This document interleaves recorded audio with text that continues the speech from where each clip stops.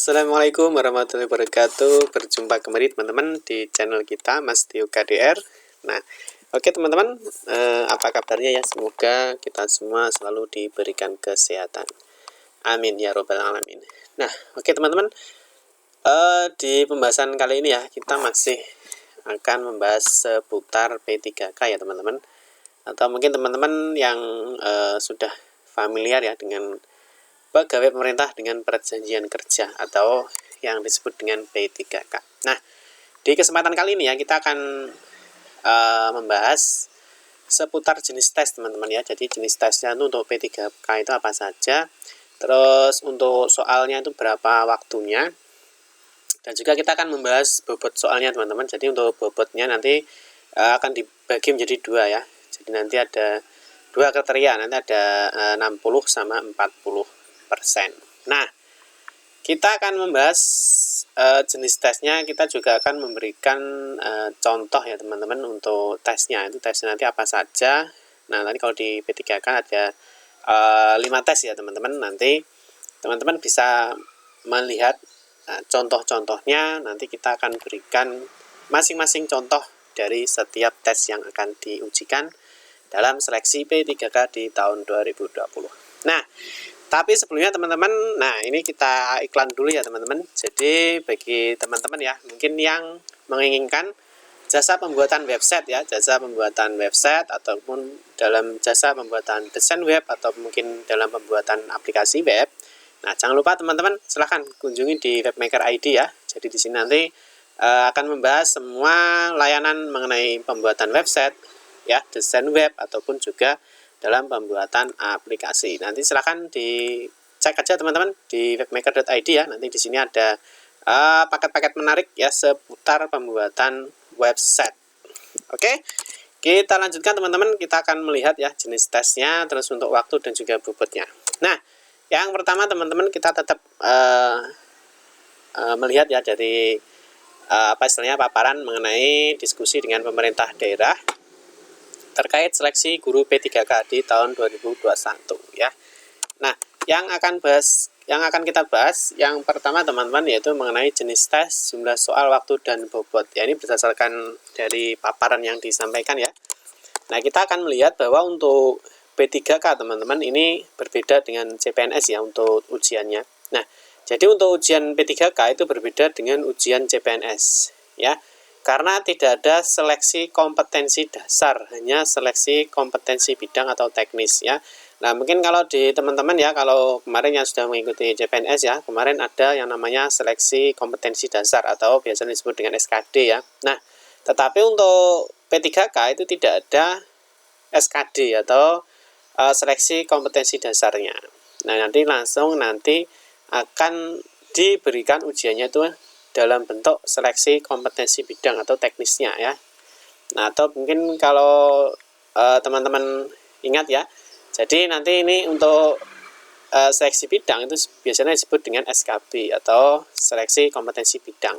Jadi nanti untuk P3K itu sangat berbeda dengan CPNS ya. Kalau CPNS nanti ada SKD dan juga SKB, tapi kalau di P3K itu hanya seleksinya kompetensi bidang atau teknis. Nah, di sini teman-teman nanti kita akan melihat ya, di sini untuk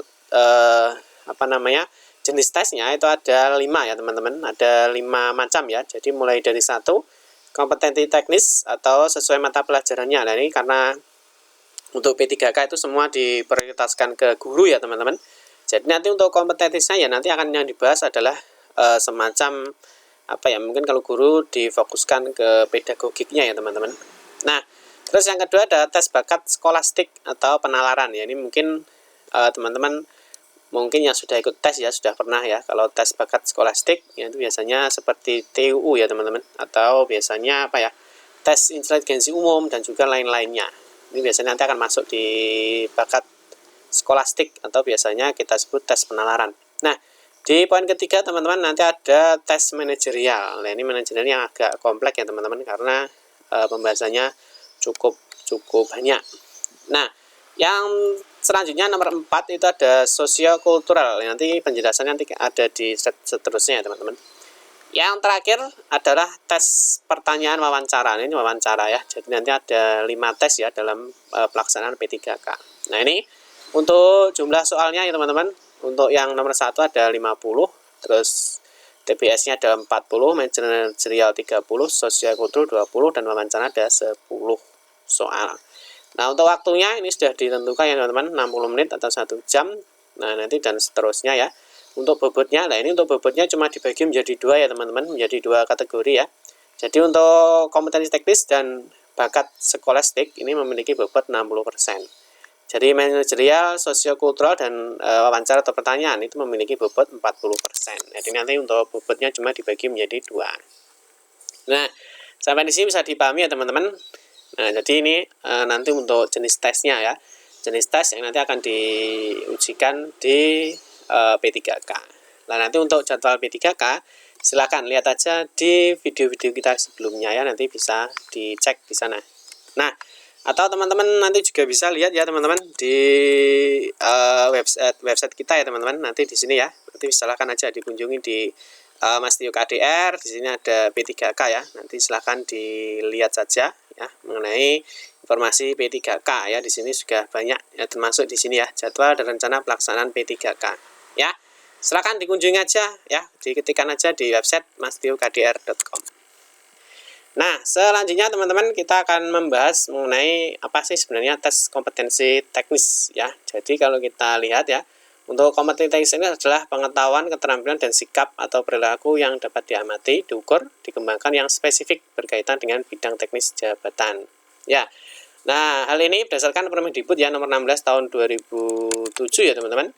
Ya, tentang standar kualifikasi akademik dan kompetensi guru yang terdiri dari 4 macam kompetensi teknis ya atau teknis P3K di tahun 2021. Jabatan guru honorer yaitu ya mengenai apa istilahnya standar kompetensinya ya. Jadi yang pertama ada kompetensi pedagogik, kepribadian, kompetensi profesional, dan kompetensi sosial. Nah, biasanya teman-teman yang menjadi hal yang utama ya dari keempat macam kompetensi ini. Nah, di kompetensi PPK tahun 2021 ya, guru honorer tersebut adalah pedagogik. Ini biasanya yang diutamakan adalah mengenai kompetensi pedagogiknya, tapi yang lain juga tetap dipelajari ya, teman-teman. Nah, ini untuk tes yang pertama ya, teman. Jadi untuk jenis tes kompetensi teknis. Nah, kita akan memberikan satu contoh saja, teman-teman, untuk tes kompetensi teknisnya ya. Nah, ini contoh soalnya ya, misalkan di soal yang pernah diujikan ya dalam seleksi tes P3K. Nah, misalkan kita kasih contoh satu dalam seperti ini ya. Dalam proses pembelajaran di kelas, seorang guru mengidentifikasi kesiapan siswa. Seperti tidak mengantuk saat di kelas, tidak mengalami gangguan panca indera seperti mata dan telinga. Tidak mudah lesu di kelas dan siswa dalam kondisi sehat. Nah, kesiapan siswa dalam proses pembelajaran yang dimaksud adalah ini ya. Ini contoh dari tes kompetensi teknisnya ya. Ini mungkin nanti yang difokuskan ya teman-teman di bagian pedagogik, tapi untuk kompetensi yang lain ya silahkan juga ikut dipelajari. Nah, dari pertanyaan ini ya, dari A, apakah kesiapan fisik, kesiapan psikologis, atau kesiapan emosi? Yang D, kesiapan kognisi. Nah, dari pertanyaan ini ya, kalau kita analisa dari A, B, dan D, nah jawabannya adalah A. Ini adalah kesiapan fisik. Nah, ini dengan penjelasan bagi guru mengetahui kesiapan siswa dalam proses pembelajaran merupakan hal yang sangat penting. Hal ini dilakukan agar guru dapat memberikan tindak lanjut atau saran tertentu untuk mempersiapkan kondisi siswa dalam proses pembelajaran. Identifikasi kesiapan siswa yang ditandai dengan siswa tidak mengantuk saat di kelas, siswa tidak mengalami gangguan panca indera seperti mata dan telinga, siswa tidak mudah lesu di kelas, dan siswa dalam kondisi sehat merupakan bagian kesiapan fisik siswa dalam proses pembelajaran. Nah, ini adalah contoh dari tes kompetensi teknis ya teman-teman. Nanti untuk soal-soalnya masih banyak lagi ya. Nanti silahkan dicek aja di website kita ya. Nanti cek aja di mastiokdr.com. Nah, selanjutnya di nomor 2 ini ada tes bakat skolastik teman-teman. Nah, apa sih sebenarnya tes bakat skolastik atau penalaran? Jadi tes bakat skolastik atau TBS adalah sebuah tes yang bertujuan untuk mengetahui bakat dan kemampuan seseorang di bidang kemampuan. Tes ini juga dapat mencerminkan tingkat kecerdasan intelektual atau EQ-nya seseorang. Ya, subtes bakat skolastik atau TBS terdiri dari 3 subtes ya, di mana masing-masing subtes terdiri subtes tersebut berikut penjelasannya ya. Jadi nanti dari TPS ada 3 subtes ya. Jadi ada subtes verbal, kuantitatif, dan subtes penalaran. Nanti teman-teman bisa dibaca sendiri ya. Nah, dari ketiga jenis subtes ini ya, jadi namun sesuai dengan informasi persiapan seleksi guru P3K ya ini ya, yang dikeluarkan oleh Direktorat Jenderal Guru dan Tenaga Kependidikan, Kementerian Pendidikan dan Kebudayaan, maka pada seleksi P3K guru nanti ya, tes bakat skolastik yang akan diujikan adalah tes bakat dengan subtes penalaran ya. Jadi nanti dari TPS dibagi menjadi 3. Nah, dari 3 itu nanti yang digunakan ya, atau mungkin diprediksikan untuk seleksi P3K itu adalah subtes penalaran ya. Jadi penalaran adalah mengukur kemampuan untuk memilih dan mengorganisasi informasi yang relevan untuk menyelesaikan masalah. Subtes penalaran terdiri dari logis, diagram, dan analistik. Oke ya, bisa dipahami ya. Nah, selanjutnya ini untuk contoh dari tes bakat skolastik atau penalaran seperti ini ya.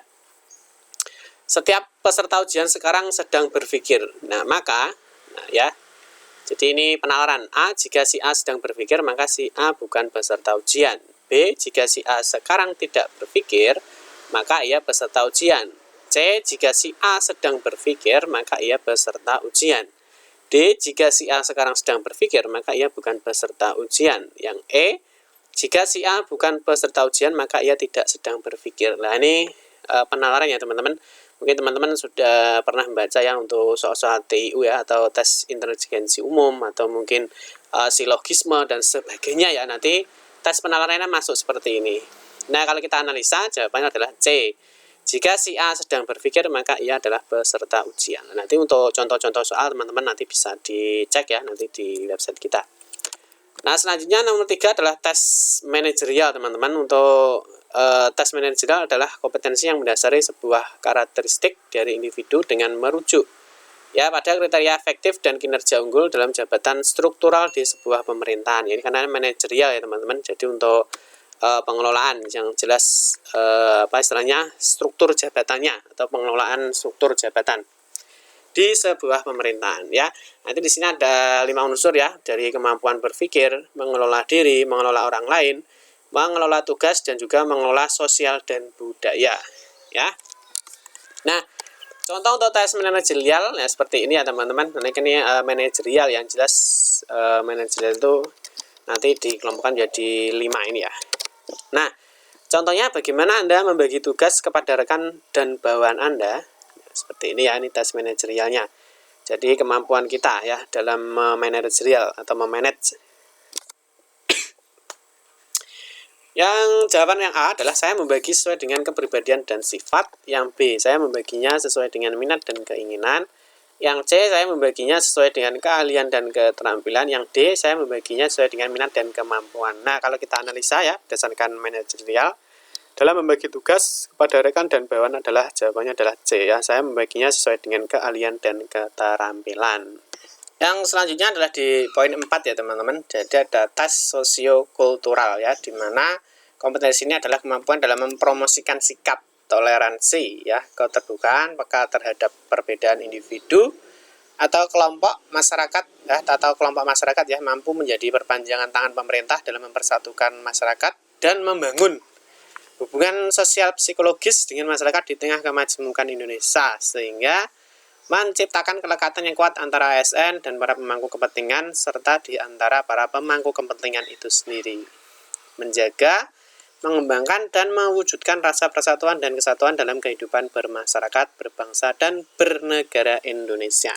Ya, ini untuk tes keempat ya teman-teman, atau tes sosiokultural. Ini yang jelas sosial kan untuk sosialnya, kultural ya, ini untuk kemajemukan dan juga nanti untuk kemajemukan yang ada di Indonesia ya, sehingga menciptakan kelekatan yang kuat antara ASN dan para pemangku kepentingan ya.